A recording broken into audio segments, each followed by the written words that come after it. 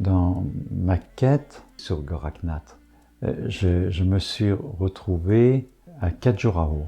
Et Khajuraho, c'est l'endroit où on trouve ce qu'on appelle les temples érotiques en Inde. Bon, il y en a ailleurs en Inde, mais ça représente une période très précise du 9e au 14e siècle, et au 13e, 14e siècle.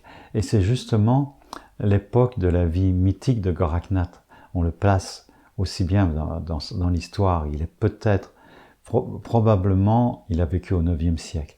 En tout cas, c'est ce que Osho dit, c'est que Goraknath, il a vécu au 9e siècle et qu'il est à l'origine de ces temples, entre guillemets érotiques. Et la première fois que j'ai été à Khajuraho, j'ai senti une immense transformation en moi.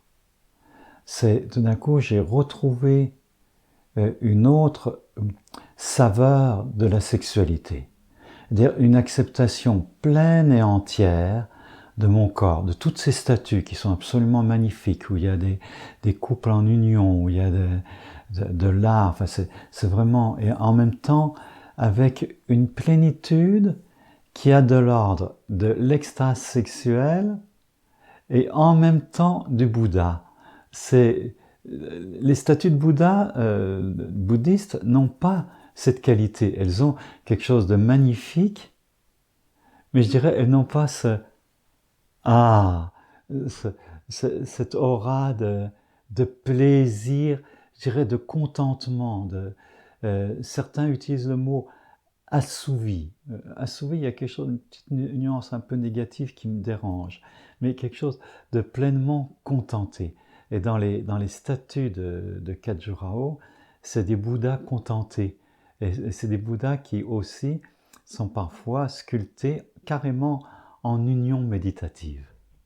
Et ça, c'est curieux parce que c'était au début de ma relation avec ma compagne actuelle, et ça a complètement fait refleurir ma sexualité d'une façon beaucoup plus pleine.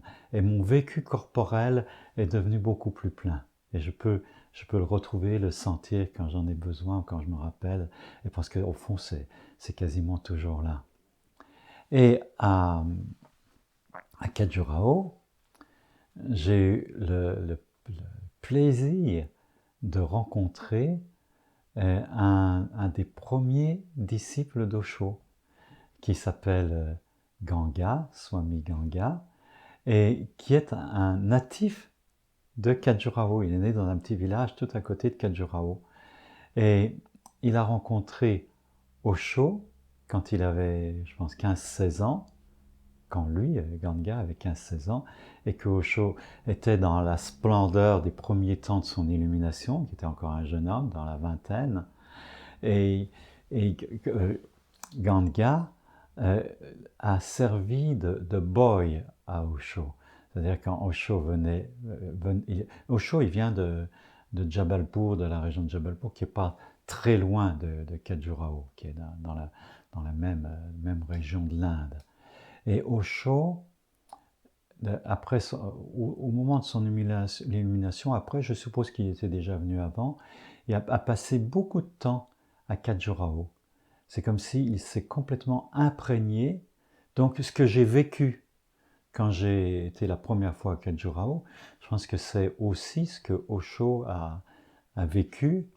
Et comme il habitait pas loin, et il était professeur à l'université de Jabalpur, à quelques centaines de kilomètres, je pense 150 ou 200 kilomètres maximum, mais il venait souvent. Et chaque fois qu'il venait, il y avait Ganga qui venait, qui lui préparait son thé, qui l'amenait, qui était son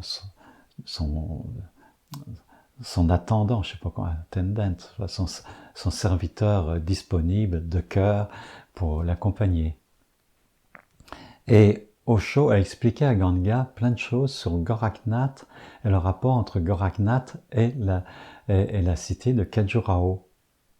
Et j'ai eu la joie de profiter des des enseignements de Ganga, de la transmission de Ganga et de son expérience avec Osho dans ces lieux.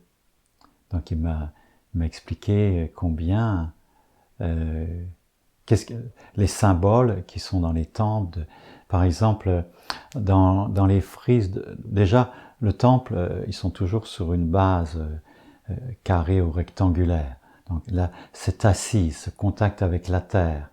Et Khajuraho, ça veut dire la ville des palmiers et des roseaux, je ne sais plus exactement, mais les temples étaient bâtis, ceux qui avaient bâti ces temples avaient fait des lacs de retenue, et les temples émergeaient sur de l'eau, comme des fleurs de lotus au milieu d'un lac. Et donc c'était les profondeurs de la terre et de l'eau. Et là, dans cette assise en lien avec la terre, il y a différents symboles qui représentent l'énergie, et puis la division de l'énergie en yin-yang, et ensuite, là-dessus, il y a des frises qui ressemblent les manifestations de l'énergie à l'état le plus brut. Et on va voir des frises où on trouve des scènes de guerre, des hommes à cheval ou des éléphants qui s'entretuent. On va trouver des scènes de sexe, avec toutes les postures imaginables, avec même de la zoophilie. On voit la statue d'un homme qui est en train d'enculer un cheval, enfin vraiment des choses. Voilà, c'est l'énergie sans conscience. C'est vraiment Prakriti sans conscience, la Shakti sans conscience. Et puis, au fur et à mesure qu'on monte dans les étages de sculpture, il y a encore des scènes de sexualité, mais de plus en plus alignées et de plus en plus dans la verticalité. Et à un moment donné, il n'y a plus que des dieux qui sont complètement, même quand ils sont représentés dieux et déesses, ils sont assis un à côté de l'autre. Ils ne sont plus dans le mouvement. Tant qu'il y a le mouvement, c'est la manifestation des phénomènes sous de multiples formes. Quand il y a alignement et immobilité, ça se verticalise et c'est vraiment l'énergie sexuelle qui monte vers le haut et qui se transforme avec la conscience dans des éléments de plus en plus subtils et de plus en plus extatiques. Tant qu'on reste au niveau du sexe, il y a décharge, il y a manque, il y a recherche de l'autre pour se compléter. Quand je commence à travailler à laisser monter, c'est pas travailler, c'est le plaisir de laisser monter l'énergie dans la verticalité, il n'y a plus la frustration, il n'y a plus charge et décharge. Surtout pour les hommes, il y a le moment de plaisir intense, et puis ensuite d'épuisement. Et pour la femme, il y a le moment de l'union, et puis il y a aussi la frustration de ne pas avoir été touchée assez profondément, de vouloir reconnaître ces moments passagers. Tandis que dans la sexualité transformée, ce qu'on appelle tantra, eh bien, c'est de plus en plus l'énergie qui remplit tout le corps. Et c'est comme une extase exponentielle et qui rejoint toutes les vibrations de l'univers. Et dans les temples, ça se manifeste par, à un moment donné, il n'y a plus de statues, il n'y a plus que des représentations géométriques vibratoires. Et puis, tout au sommet, oui, alors les tours des temples de Khajuraho, ceux qui sont les plus développés, c'est comme par étage. Et on a des petites accolades de tours, je ne sais pas comment dire, c'est pas des arcs-boutants parce que c'est plein, mais on voit, ça passe par des étapes, et à chaque étape, il y a des petites couronnes. Et tout en haut, il y a une couronne complète. C'est comme un disque de pierre. D'ailleurs, je ne sais pas comment ils l'ont réalisé, parce que ça doit être très difficile pour que ça se tienne. Il faut avoir une pierre très spéciale, parce qu'elle est complètement indentée, très profond, comme un disque avec les rayons. C'est un disque de pierre avec plein de rayons. Et puis ensuite au-dessus, juste comme une sorte d'antenne, juste comme une pointe de pierre. Alors qu'est-ce que représente ça? Ça représente le mont Kailash. Le mont Kailash, c'est la montagne sacrée des hindouistes.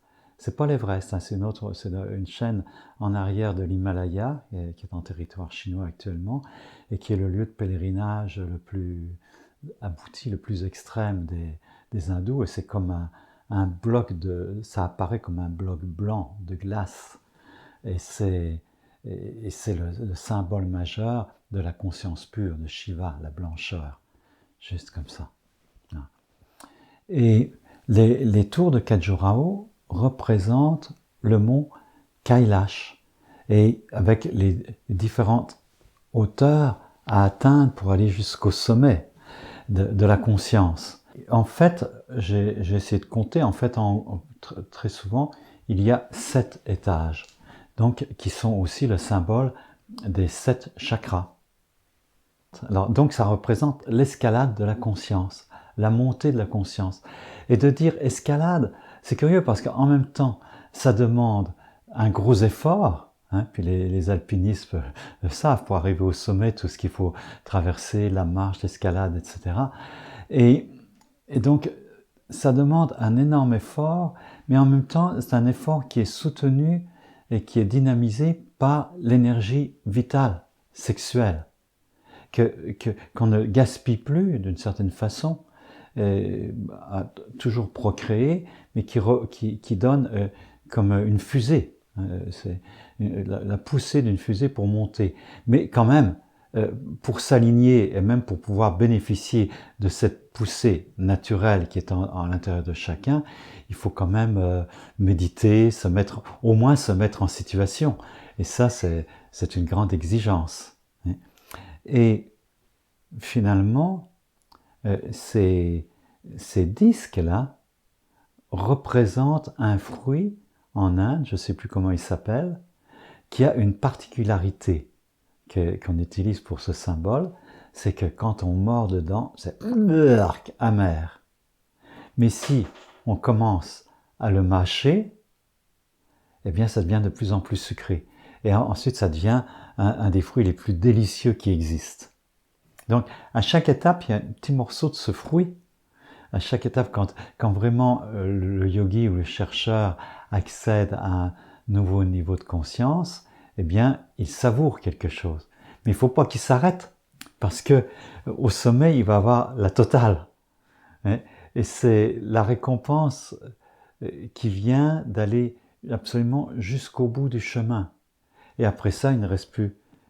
C'est intéressant parce qu'il y a cette roue, ce fruit en forme de disque, qui intègre tout le monde horizontal, toute l'horizontalité de toute la surface de la Terre, tout ce qui se vit, et puis il y a la transcendance qui reste toujours avec la pointe qui évoque le Shivalingam, c'est-à-dire le phallus sacré de la conscience.